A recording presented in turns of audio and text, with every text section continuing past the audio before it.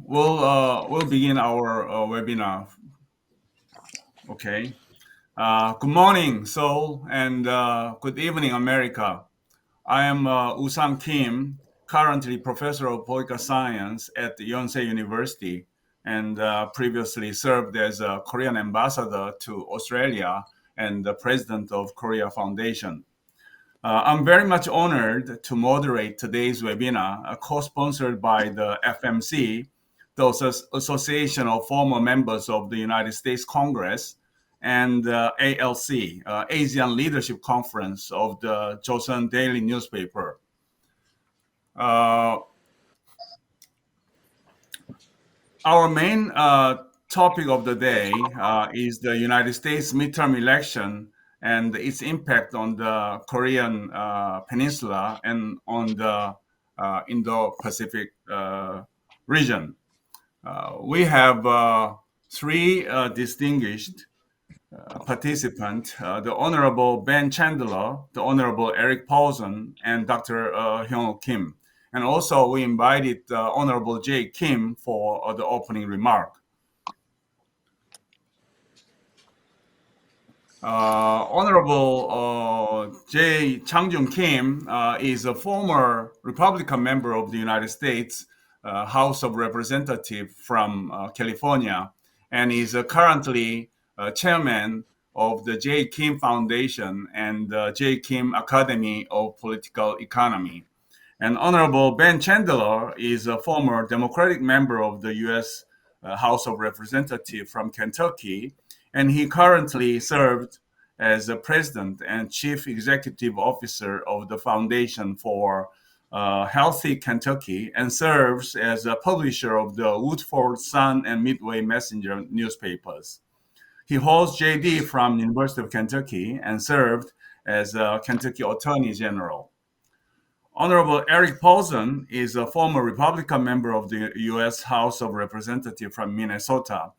He is a strategic consultant at Total Spectrum, a government affairs firm, and is chairman of the Institute for Gene Therapies. He served as the chairman of the Joint Economic Committee. Dr. Hyunwook Kim is a professor of Korea National Diplomatic Academy and is the chair of the Department of American Studies. He received his PhD from Brown University. Now, before we begin our discussion, let me invite Honorable Jay Kim for an opening remark. Jay, please. Well, thank you for inviting me. You said everything well. I really don't have anything to add. Well, I'm glad to see my colleagues again, Ben and Erik. It's been a while since your trip to back in July. Also, I'd like to welcome the moderator, Professor Woosang Kim, and Professor Hyunwook Kim. As you all know, today's topic is Outlook for Korean-American Relations after the U.S. Midterm Election 2022. You are experts in this subject, so I expect a good outcome from today's discussion. Having the Republican Party taken over the House, I hope it becomes a more powerful alliance for the Korean and U.S. relationship. Again, I'm happy to see you all, and I will turn it over to Professor Kim, good friend of mine. Thank you. Thank you, Jay. Then we'll begin with the first question. The first question goes to mainly to Honorable Chandler, but Honorable Paulsen or Dr. Kim can answer as well. And when you answer, please make it at least less than 3 minutes. So 2 to 3 minutes answer may be fine. There was a no red wave. The Republican Party seized the majority in the House, while the Democrats became the majority in the Senate. Many experts on election and domestic politics forecast that Democrats would lose with a big margin in the midterm election because of the large economic recession in 40 years and low approval rating of the President Biden, to name a few. How can you explain these unexpected results? Well, Professor Kim, the Democrats, I think almost every single Democrat was surprised at the result.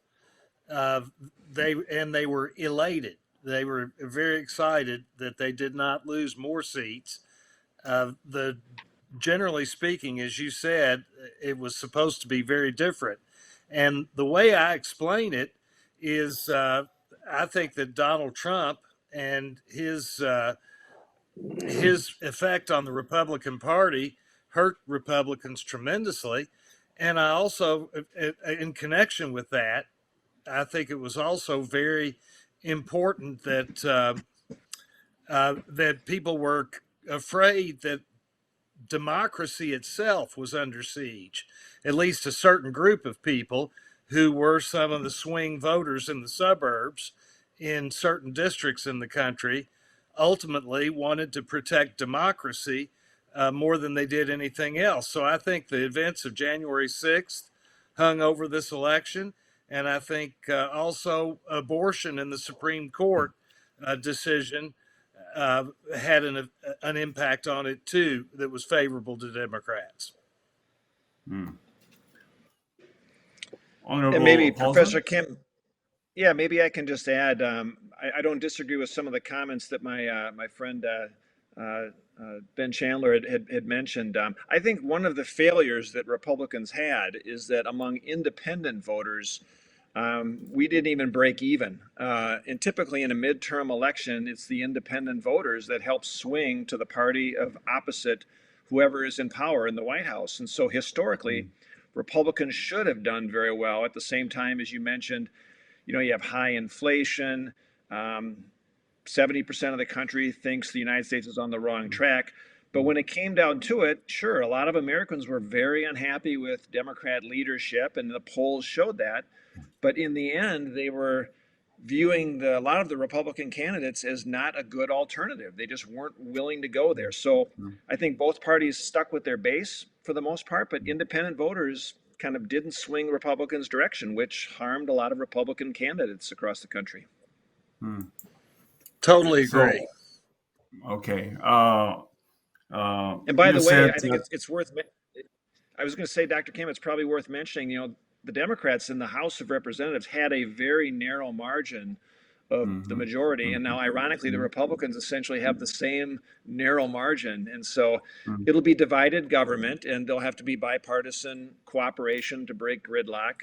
But it'll be very challenging for the Republicans in the majority with a narrow majority as well.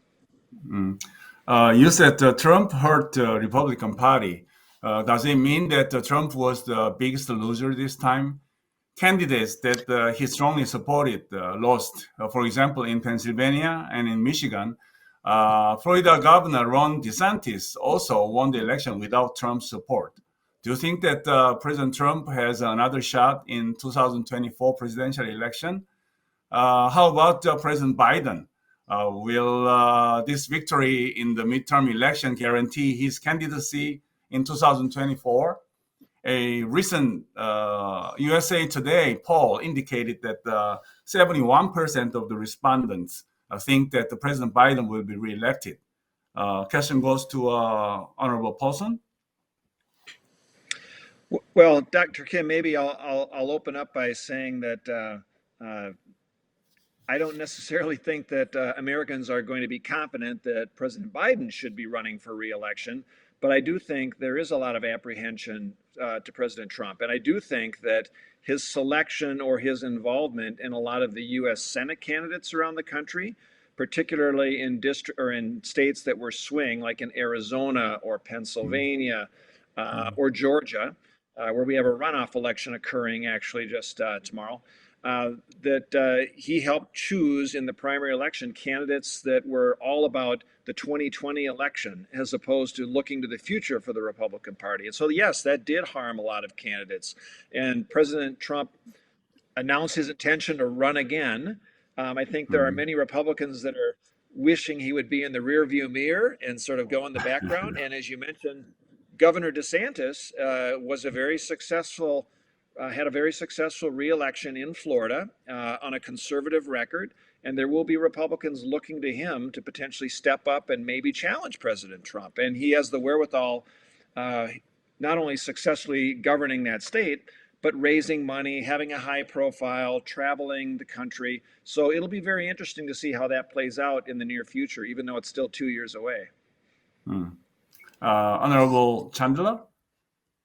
Well, first of all, I might say that one of the main reasons I think that Trump had such a big impact on the poor performance of Republicans is exactly what Congressman Paulsen said, and that was that he didn't appeal to independents.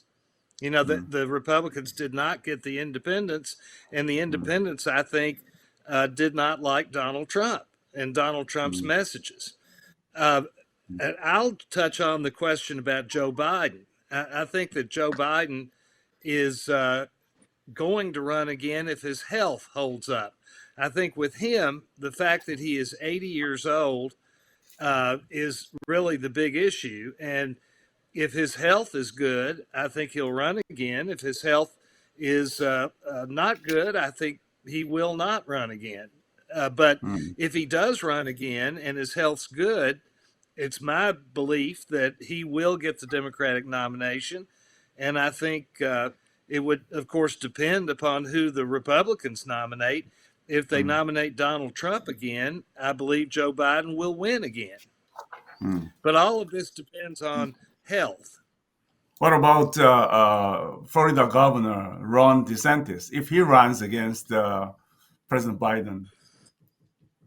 Well, I think that's, of course, speculative. He comes from a state that I'm not sure will help very much, first of all, because that's become a red state, a Republican state anyway, Florida now.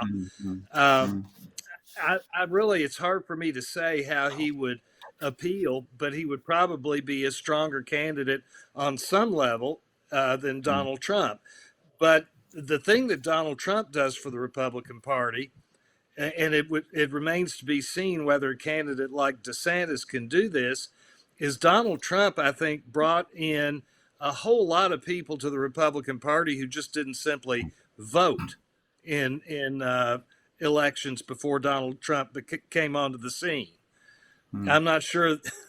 I don't know how much Republicans want those individuals in their party, but they are folks who have not voted before, and they may not vote again if Trump's not the candidate.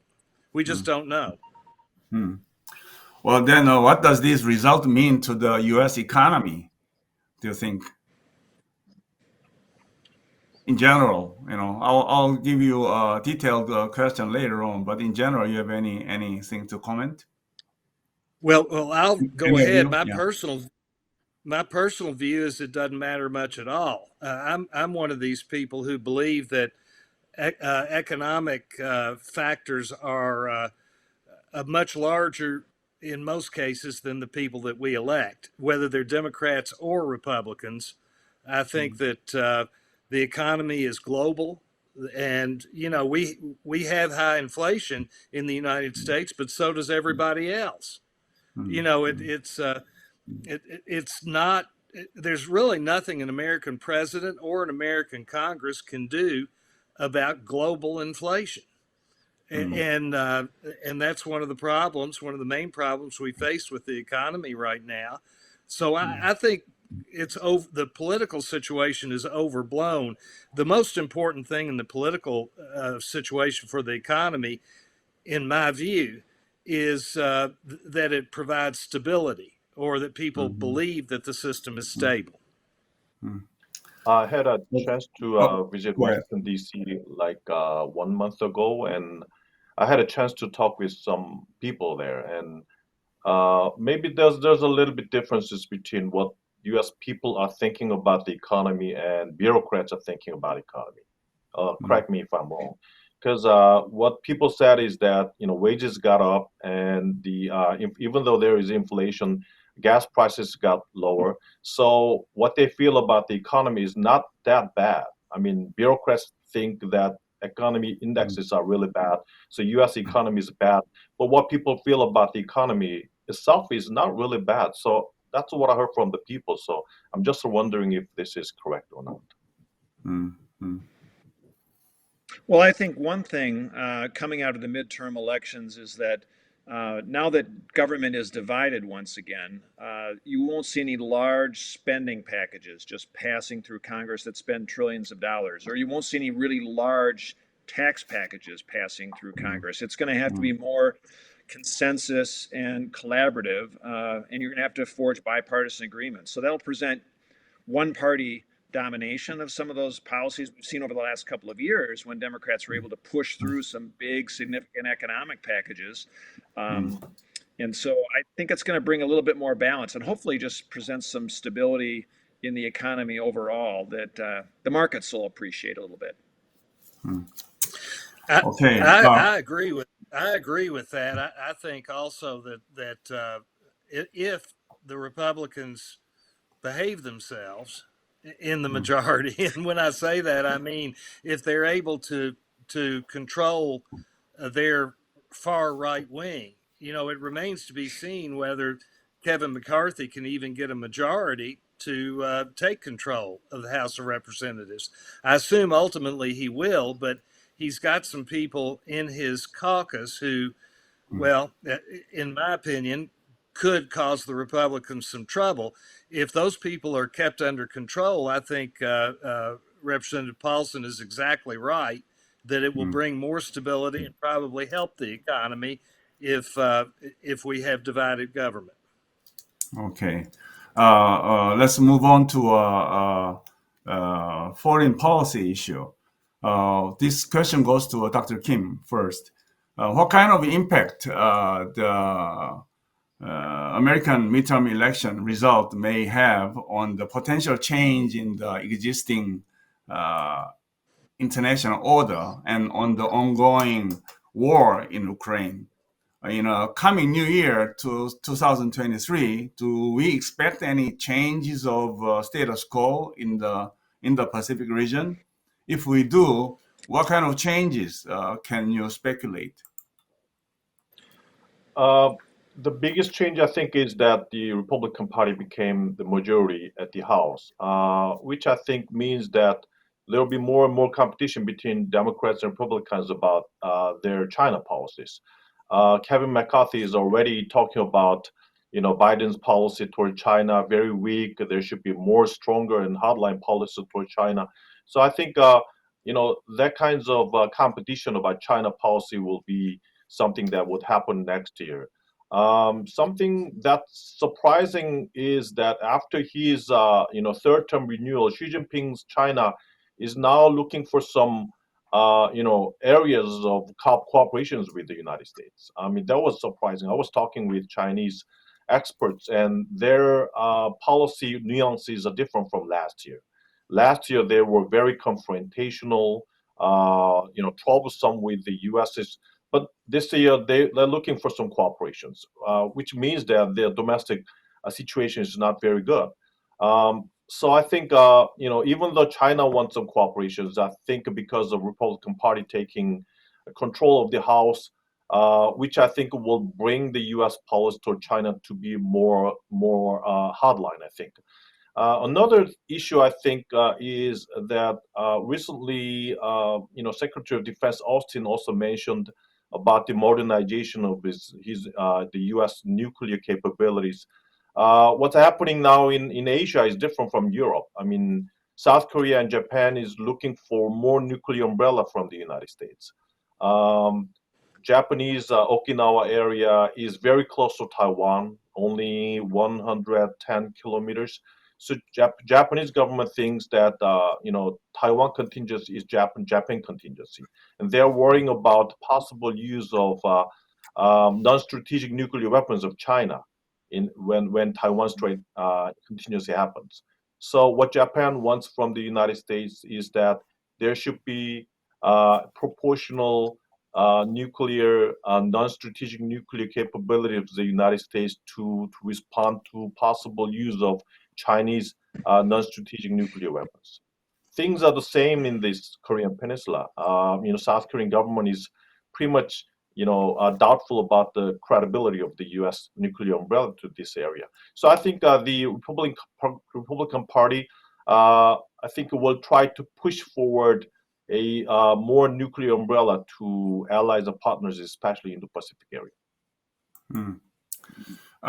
We hear that the Foreign Affairs and Defense Committee's chairs in the House are likely to be mainstream Republicans, not pro-Trump Republicans. So maybe their view is not much different from Biden administration, because Biden administration also has a very strong posture against China. I don't know. Do you have a different view? Dr. Kim commented that Republicans and Democrats will compete for the China policy because they may have a stronger hawkisher, more hawkish position toward China.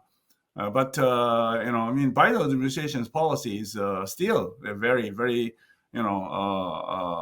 aggressive against China as well. They certainly. Go ahead. I was going to say, I think the Biden administration certainly has been, but I think as Dr. Kim had mentioned, I think Republicans will want to push the administration or push President Biden to even be stronger in pronouncements of being protective of Taiwan or the Taiwanese Straits, for instance, and making sure he's not viewed as weak. But in general, I think Congress, on a bipartisan basis, has been very supportive of engaging with Korea for what's best for Koreans and making sure that they are safe in their security apparatus, as well as listening to Japan, at the same time working together in that trilateral way to hold China at bay and then protect Taiwan. And so there'll be some effort, I think, on the Republican side to push that. But from a foreign affairs perspective of leadership in the House on the committees, I think it's right that it'll be a more traditional Republican position of supporting South Korea's intention of safety and security. Well, I would go ahead. I would say that the Republicans taking over the House may attempt something like that, but it was my experience that the real foreign policy comes from the administration and the Senate. Mm-hmm. And you really, the House of Representatives, no matter which party is in control, really doesn't have an enormous amount of influence in foreign policy. Now, as far as China is concerned, our difficult relationship with China was made a great deal more fraught as a result of Donald Trump's presidency. And as you know, Donald Trump began what amounted to a trade war with China. And that caused the Republican Party to move to a more hardline position. And Biden has kept some of that position. In particular, of course, he has kept a strong position in supporting Taiwan. But I agree with Representative Paulsen that both parties have strongly supported Taiwan and Taiwan's security for quite some time. And I think feel that that's important also to the security of South Korea. I would also say that the Russian incursion into Ukraine, the war in Ukraine, I think makes it now less likely for China to make a move toward Taiwan than it was before. I agree with you, Honorable Chandler. So that means we may expect bipartisan support for the Biden administration's policy positions. For example, the importance, emphasizing the importance of allies and partners for peaceful and prosperous in the Pacific region, right? Yes. Well, I would also add very quickly. I believe personally that if the Biden administration could strike a good deal with China to repair some of the difficult relationship relations that they've had in the last few years, I think he would take it. Mm-hmm. Well, we really hope that that kind of situation happens. Yeah, as a Koreans. Dr. Kim, do you have anything to say? No. Oh, no, not for now. Yep. Okay. Okay. John Bolton, former national security advisor, once said that Biden administration is doing nothing to deal with North Korean nuclear threat. Other experts on security issues say that the Biden administration is busy dealing with hegemonic competition with China and with the ongoing Russian war. Will the election result create any mood to change the current Biden administration's policy toward the North Korean nuclear issue? Well, I don't think. I guess I do not believe that the elections are going to change the Biden administration's policy towards the North Korean nuclear issue. If anything, I think the administration will continue to listen to what South Korea is asking for as a part of their security arrangement, and then having that backup in the Senate on a bipartisan basis. Because as Congressman Chandler had mentioned, it really is the administration themselves, along with the Senate, that has the most influence over foreign policy. And I do not see that changing after the midterm elections at all. It'll be pretty much status quo. How about you, Dr. Kim? Yeah. Yeah, I also don't think that midterm election would not change anything about North Korea policies from Biden government.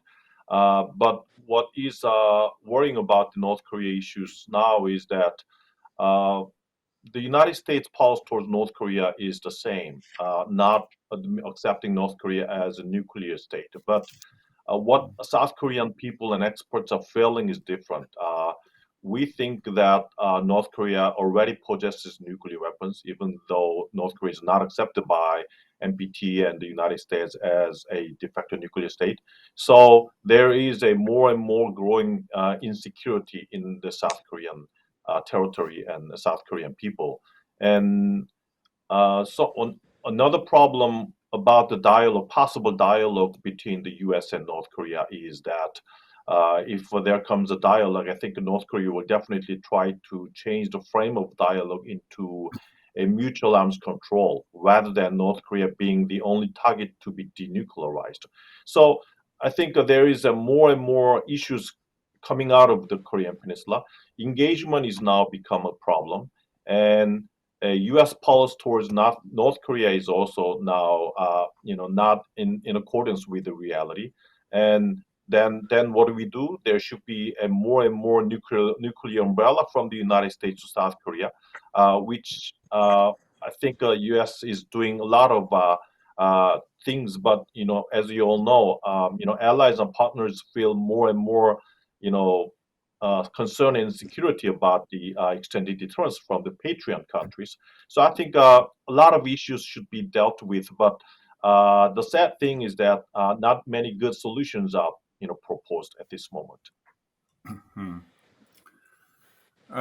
Since Yoon Suk-yeol administration inaugurated this year, there have been several large-scale joint military exercises, such as Ulchi Freedom Shield and Vigilant Storm, mobilizing the U.S. strategic weapons. The Biden administration seems to make sure that the American provision of extended deterrence to Korea is credible. However, we remember that the former President Trump did not like the idea of holding this kind of so-called expensive joint military exercises. He asked American allies for more burden sharing and suggested even the possibility of the withdrawal of the U.S. forces in Korea. Koreans hope that midterm election result will not change the current Biden administration policy position of providing credible extended deterrence.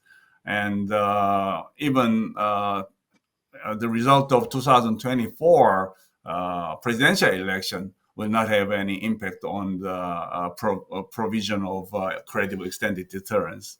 How do you think, Honorable Chandler and Honorable Paulsen?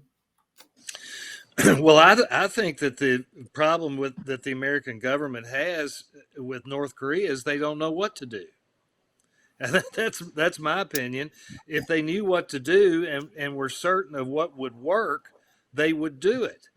But they're just at a loss as to what really will provide the necessary deterrent effectively.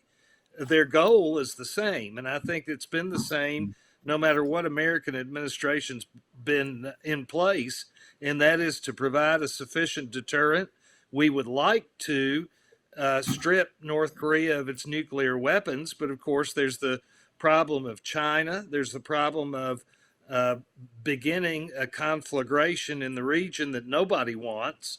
Mm, And I think the Biden administration, just like many administrations before it, is struggling to determine what might work. And I don't think it's clear as to what might mm, work.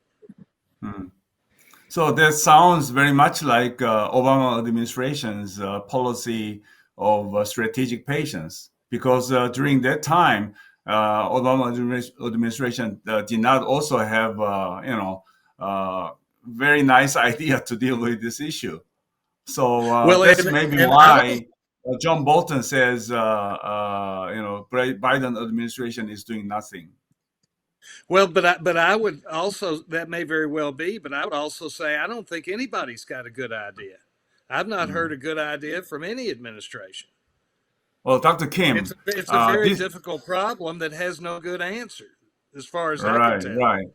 I'd like to ask Dr. Kim. This year, Kim Jong Un regime became very provocative, and up to now, uh, it has test fired more than 70 missiles, including Hwasong 17 ICBM. And yesterday, they fired artilleries. How many? More than 100 artilleries uh, yesterday. While the North Korean aggression intensifies, the current Yoon Sung-yeol administration came up with the audacious initiative, which is based on deterrence, dissuasion, and dialogue. Do you think that the audacious initiative can induce North Korea to the negotiation table? I think Professor Kim, you know better than me about these issues, but yeah, audacious initiative is something different from the previous initiatives.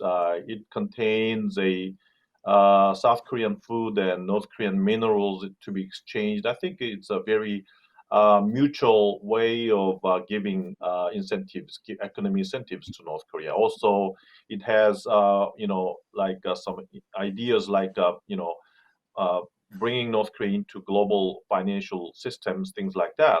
But even though it's a good initiative, it's the current global situation is not making it easy for North Korea to come to table because now there is a very serious U.S.-China competition, and under this competition, China does not, doesn't care about North Korea to be nuclear or to test, missiles and to make military provocations. What is more important for China is to keep solid relationship with North Korea, to make North Korea a very important buffer to deal with the United States pressure on China. So now there is a very solid relationship between North Korea and China, and it's not easy for North Korea to be away from China to take a very serious dialogue with the United States. Hmm. And the U.S. is also not very much interested in a dialogue with North Korea. The U.S. Biden government's priority is China, pressuring China. So doesn't really care about North Korea. As Congressman mentioned, it doesn't really have a good idea about how to deal with North Korea, and doesn't have very good intention to take care of North Korea. So uh, uh, these kinds of regional situations is not making audacious initiative to be productive.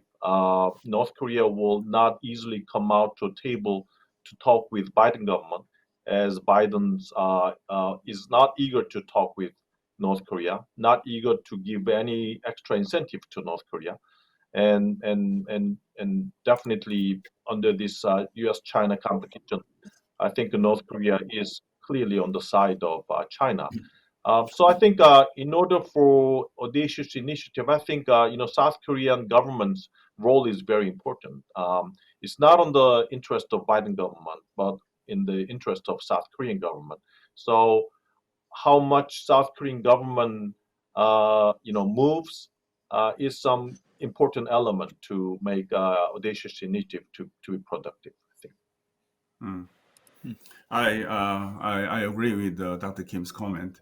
Related to this comment about the nuclear options, if U.S. is not so much interested in dialogue at this moment, and if there is no good solution to deal with the North Korean nuclear issue, then what about the nuclear options? Every possible nuclear options on the table.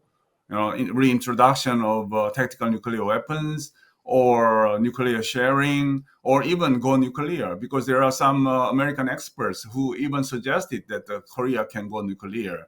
And even President Trump once mentioned that Korea and Japan can go nuclear. Honorable Chandler and Honorable Paulsen, do you have any comment? Well, yes, sir. I think that the United States, on many occasions in the past, has been willing, and I think the United States is willing to offer incentives to North Korea to come into the family of nations and quit being a rogue state. I think that that has always been on the table, and I think North Korea knows that. They're just not prepared to accede to those kinds of offers. I think there would be lots and lots of incentives available to North Korea if they would give up their nuclear arsenal and if they would behave like a civilized nation with the rest of the world. But when you're dealing with what amounts to a rogue administration, and you don't know what they're going to do or what they're capable of doing, it's hard to come up with any kind of rational policy to confront them. And as far as the nuclear threat's concerned, if North Korea were to give any indication that they were actually going to use a nuclear weapon, I feel certain that the United States would respond in kind.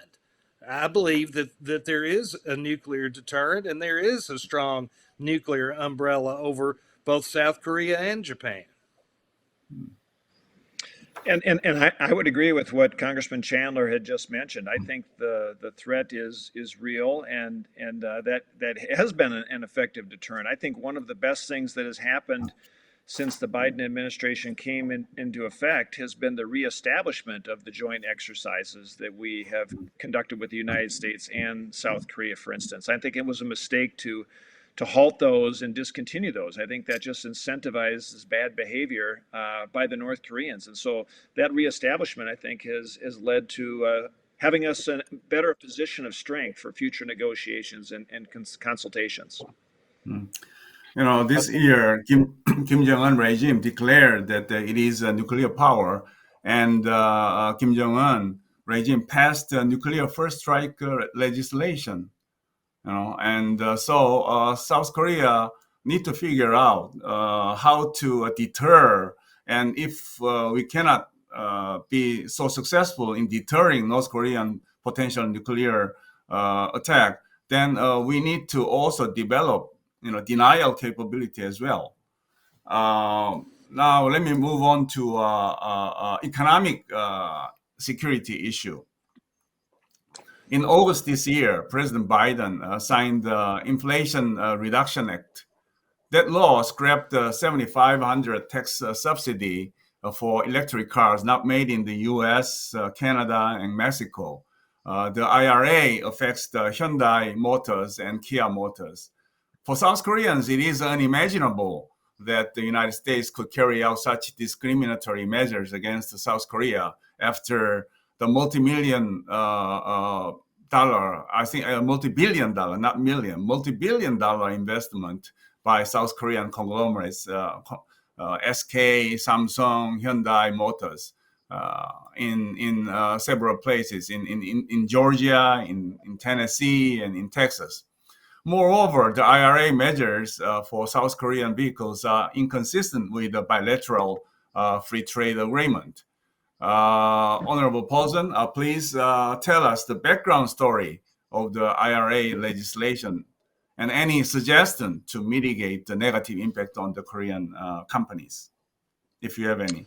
Well, I can certainly share my view is that I do not support the provisions that were passed in the Inflation Reduction Act that would limit the ability for those that are strong advocates for renewable energy and electric vehicles to limit those to United States only manufactured products, or to, which was, I think that was President Biden's effort more or less just to kowtow to our local union representatives and union base. And I think that's a mistake. I think we should be working with our allies and that trade agreement that we worked through Chorus with South Korea. And that's where the opportunity is, that we can have synergy and then work together to provide consumers the best product possible for green energy, renewable energy, and ultimately, tackle our environmental challenges, but do so in a free market environment. And so I do hope that there will be changes along the way going forward along this front. I do believe that House Republicans will advocate for those changes, but there will be some tensions, I know, with union politics back in the United States that may make that difficult. Dr. Chandler? Yes, sir. I agree with almost everything that Representative Paulsen just said, including the fact that something needs to be done about this, because it's important that everybody in the world do what they can to fight climate change and the economic drivers of climate change. And that's what South Korea and its conglomerates have been doing with their electric efforts. I was in Congress when and was a strong supporter of the free trade agreement with South Korea to begin with several years ago. I can't remember the exact year that it passed, but I believe it was during the Obama administration. And it was a very important measure. And I think that this is certainly, to some extent, a violation of the general tenor of that agreement.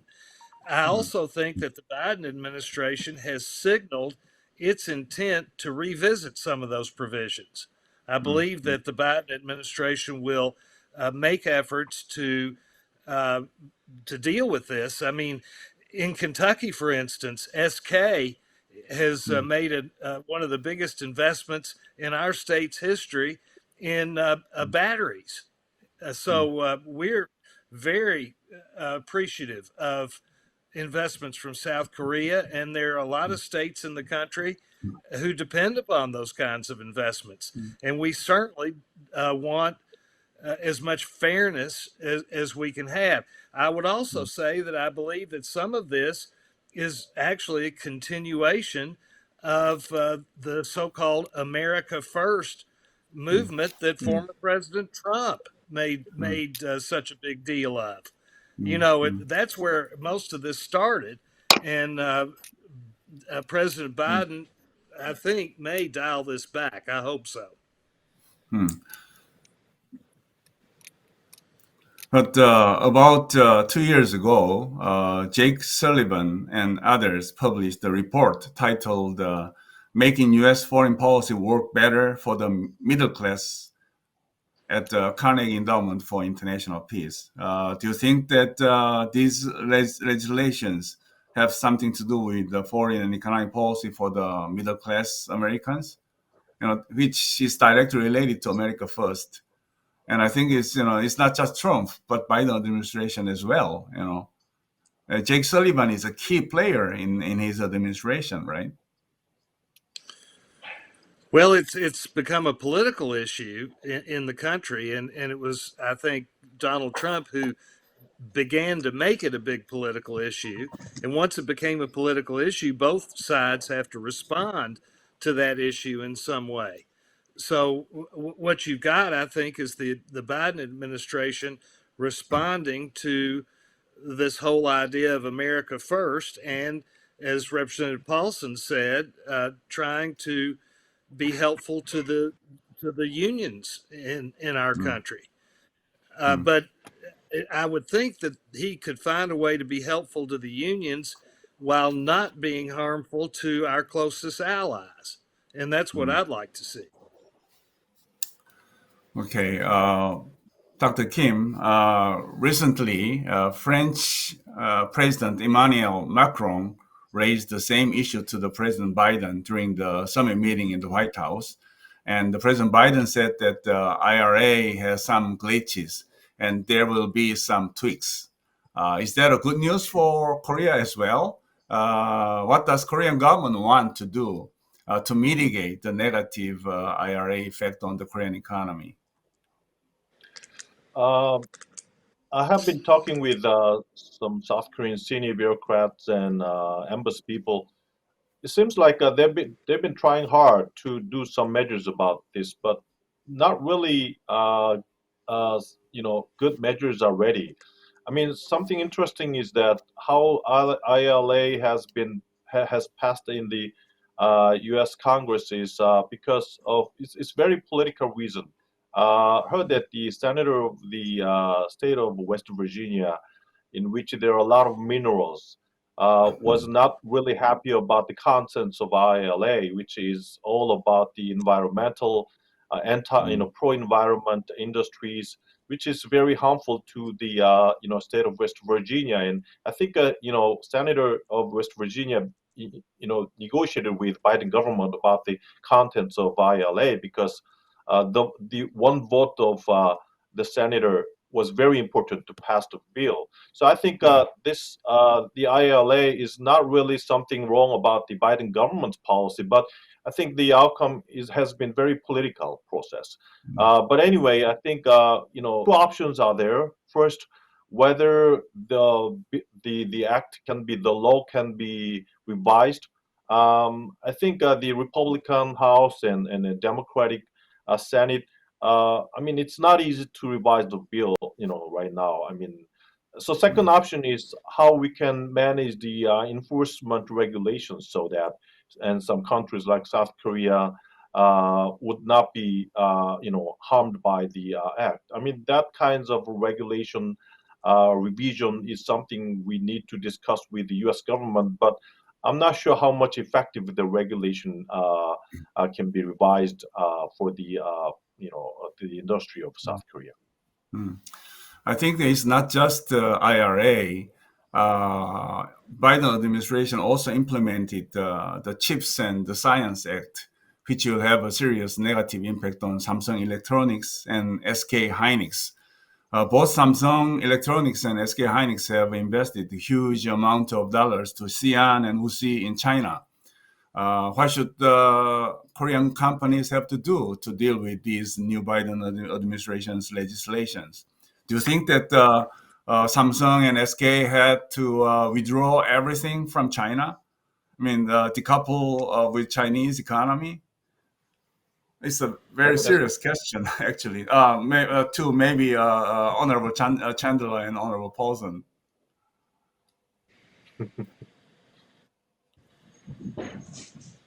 You have any suggestion what to do for Korean governments to deal with these legislations, IRA and the Chips Well, and Science Act?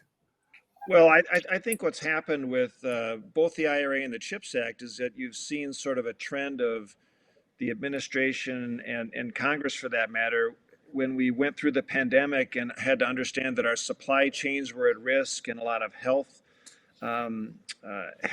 products, we were having difficulty getting those products, and we had the realization that a lot of certain minerals and products that would go into our supply chains for critical infrastructure, we were dependent on China. And so it was a regrouping from a domestic policy perspective that it was seen as very important to reassess our dependence on other countries, in particular China.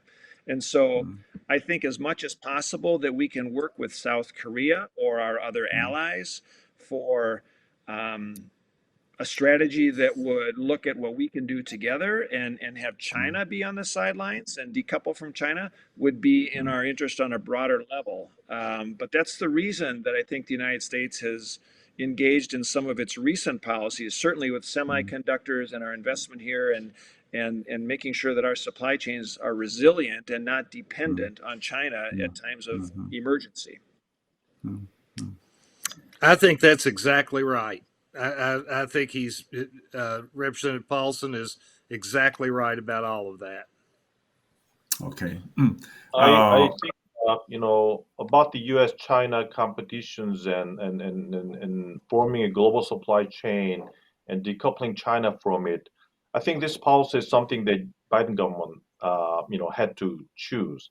I mean, now the U.S. priority is China and pressuring China and prevent the rise of China. But recent policies, the United States toward China is very harmful to its allies and partners. That's something I'm worrying about. I mean, it built up global supply chain and asked allies and partners to join the global supply chain to decouple China out of it. And it moved all the factories of U.S. companies into the U.S. territory. And now it's making allies and partners, companies, factories to be in the United States. It's trying to monopolize the global supply chain. It's good. It's all right. But I hope that allies and partners would not be victimized by the U.S. pull to China. I mean, I think the U.S. has to gang up together, form a very solid coalition with its allies partners. But under that process, if the U.S. only focuses on its interests and disregard allies and partners' interests, I think that's something that is not good for the long-term interests of the United States.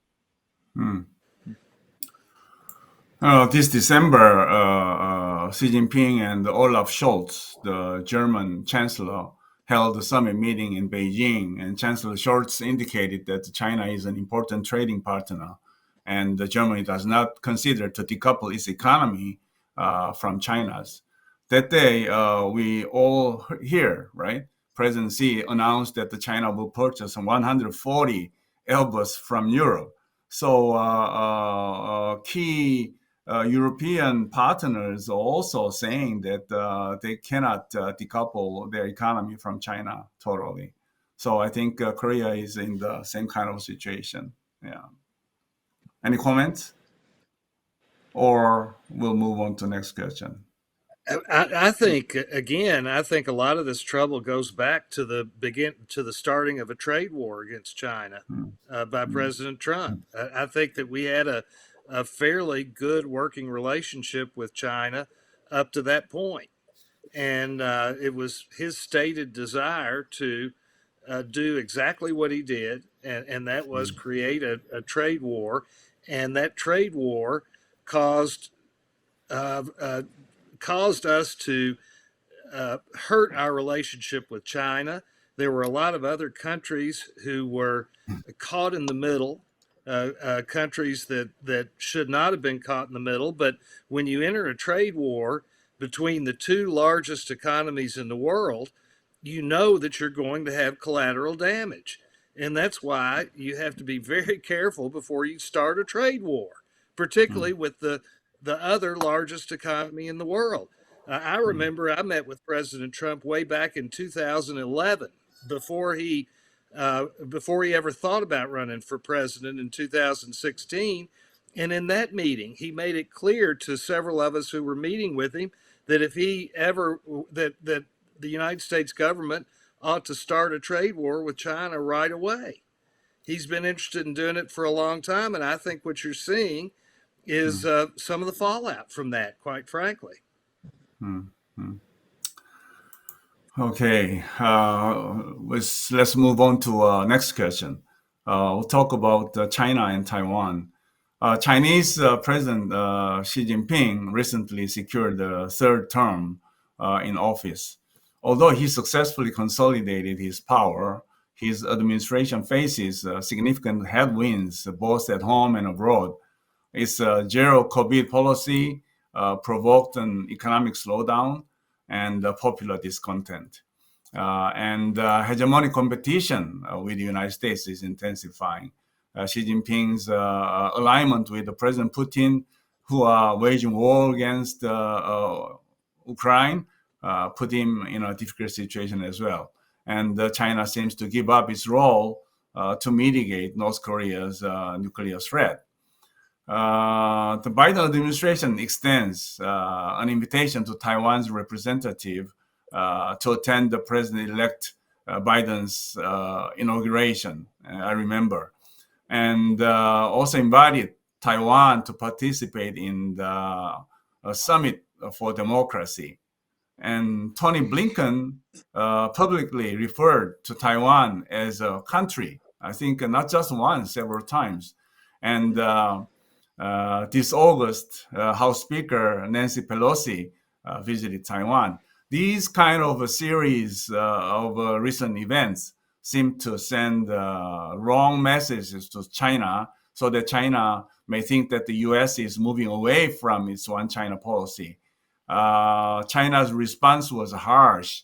Xi Jinping warned to President Biden that who play with the fire will perish by it, he said, his quotation. And it seems that American position is that intense competition between two great powers are inevitable, but the competition need not lead to conflict. China's position is not that much different. It is based on three principles of no conflict, mutual respect, and win-win cooperation. Former Australian Prime Minister Kevin Rudd once said that it should be managed strategic competition between United States and China. No country in the region would like to see U.S.-China hegemonic competition gets escalated into the military conflict. How about Biden administration's policy to Xi Jinping China? Dr. Kim, do you think that U.S. will provide military assistance in case there is a clash in the Taiwan Strait? Then what happened to the U.S. forces in Korea? And before these questions, do you think that any possibility of military clash in the Taiwan Straits in the near future? I think the Chinese maritime capability, naval capability is not as strong as to occupy Taiwan quickly, resisting the U.S. capabilities, military capabilities in this region. That's current situations. But I think the Chinese military capabilities will increase as time goes by. Nuclear warfare of China will be 700 in 2027, and it will be 1,000 nuclear warheads that China will possess in the year 2030. So I think Chinese military capabilities will be modernized and will be bolstered in the future.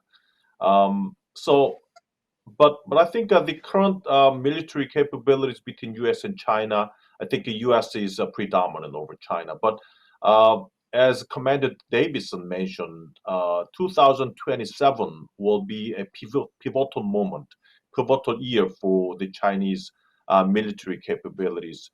It's a 100th anniversary of People's Liberation Army of China establishment.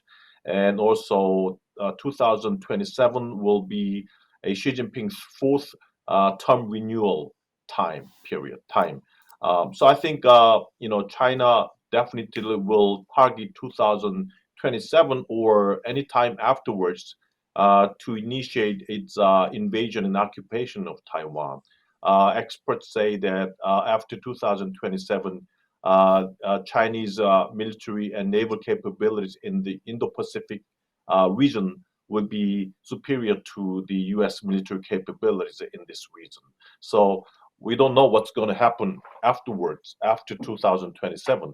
I think Xi Jinping is very adamant to occupy and unify with Taiwan. Eastern Theater Commander, which is the main military group of China, to deal with the Taiwan issue. The commander has been, have promoted to the Party Military Committee vice chairman at the Party Congress. So Xi Jinping is very eager to unify with the Taiwan. So I think we'll see what's going to happen. Now the U.S., as Congressman mentioned, the U.S. Biden government is not willing to go into a unnecessary military conflict with China, but and definitely only wants to provide enough extended deterrence capabilities so that China would not jump into Taiwan and try to invade Taiwan militarily. But we don't know what's going to happen in the future. If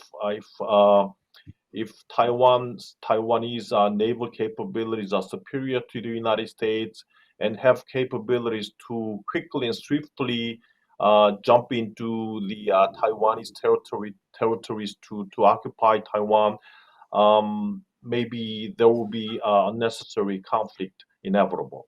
And if that happens, this will be not only a warfare in the Taiwan Strait, but it will be a regional warfare. I think the U.S. forces in South Korea and Japan definitely have to support Taiwan Strait contingencies, and also they will be the U.S. forces in Japan and South Korea will be targets of Chinese military assault, which means that South Korea and Japanese territory will be also embroiled in the Taiwan Strait warfare unwillingly. So this will be something that South Korea does not want, Japanese does not want. I'm not sure if that Japan thinks that Taiwan contingency is Japan contingency. So I think Japanese government is ready to jump into Taiwan Strait contingency, but that's not the case of South Korean government. Yeah, that's briefly what I think. Okay, during the summit this November in Bali, President Biden said that the U.S. will respond in case China tries to change unilaterally the status quo in the Taiwan Strait. And President Xi responded that the Taiwan Strait issue is the core of the China's core interests and is the first red line. Honorable Chandler, do you think that there is a conflict in the Taiwan Strait or not? Doesn't matter. You think that it is a good idea for the U.S. to be involved so deeply in the Taiwan Strait issue? Well, I think that personally, I think there will not be conflict in Taiwan. And the reason I think that is, first of all, look at Ukraine. Look how much difficulty the Russians have had, and they didn't have to go across a large body of water in order to invade the country that they wanted to invade. A lot of it has to do with the attitude of the Taiwanese themselves. If they're determined to retain their country as it is, then I think China's going to have a very difficult time, and China's going to end up having to really ask itself the question, is it in its best interest to do anything beyond the status quo? Right now, I think the United States, Taiwan, Japan, and South Korea are all comfortable with the status quo. And the only way the status quo will change is if China determines to do something about it. And I don't think military superiority, even if they gain military superiority to some extent, it's not enough to make it worth China's while to enter into that kind of a conflict, which I think you're right would become a regional conflict very quickly. And if China has to take on the United States, Taiwan, Japan, and maybe South Korea, I don't think China's going to want any part of that. Well, I kind of agree with Honorable Chandler than the Dr. Kim's answer, because after witnessing Russia's failure in Ukrainian war, I don't think it'll be easy for China, Xi Jinping China, to decide to invade Taiwan and unify the Taiwan island. Let's move on. They can't do it with tanks either. We are running out of time, so let's move on to another question. China's zero COVID policy provoked an economic slowdown and popular discontent, and we are now witnessing mass protests from almost every city in China, right? Honorable Paulsen, do you think that President Xi's management of his domestic politics is the right way? Is his consolidation of power going in the right direction? Could that be escalated into 1989 Tiananmen scare incident? Well, as far as President Xi having an authoritarian government, it's pretty clear that he's having some significant challenges domestically, right? The populations are rebelling against the very restrictive COVID policies of being locked up in their homes and buildings and prevented from going to work and living their lives. And so I think President Xi is going to really have to handle this gingerly, and he's probably trying to make some accommodations. And he wants to prevent another, as you mentioned, sort of a Tiananmen Square dynamic, right, where there's upheaval. So that's part of the authoritarian, I think, regime's goal is to keep control without letting the public sentiment or animosity bubble up enough where there could be a rebellion that would overthrow the government. So I certainly don't agree with his approach. And if President Xi was smart, he would accept Western vaccines for COVID as a part of the solution. Yeah. Okay, we have only about 4 minutes left, so I'll ask a final question. I think final question is very important one. How about collaboration between Korea and Japan? For Biden administration's policy toward China be successful, Korea and Japan has to cooperate, but we are still having a hard time. You have any suggestion to promote cooperation between Korea and Japan? Well, the historical issues are very bad. I mean, Obama government's mistake was to haphazardly, manage the historical issues between U.S. and between Japan and Korea, which was not successful. So I think the current policies are right. I mean, the U.S. Biden government is not touching upon any part of the historical issues between Japan and Korea, but instead trying to expand the other areas for cooperations. One important area, I think, is security issues and extended issue areas. I mean, as I mentioned before, the Japanese and South Korea's concern about the U.S. extended deterrence credibility is very high, and that's something we need to think and discuss together. What is different is that in NATO they have non-strategic nuclear weapons against the Russian possible use of nuclear weapons. They also have massive conventional weapon systems, but there's nothing in this area. I mean, there's no U.S. non-strategic nuclear weapons. There's no U.S. massive conventional weapons to deal with possible use of non-strategic nuclear weapons by North Korea or China. So I think the extended deterrence issue is something that we can expand the cooperation between Japan and Korea, I think. Any comments from American side? In 30 seconds. I trust Dr. Kim in his response. Okay. Yeah, I think he's right. But the historical issues are very difficult, going back to the time of the Imjin War and the time of Admiral Yi. So it's very, very difficult, and I don't know how you overcome issues like that, which of course have gotten worse as time has gone on. Okay, great. We had a 70-minute long, excellent and very helpful discussion to promote our understanding of American midterm election result and their impacts on the Korean Peninsula and also on the Indo-Pacific security order and strengthening our bilateral alliance ties especially. I really appreciate your frank and excellent comments and participation.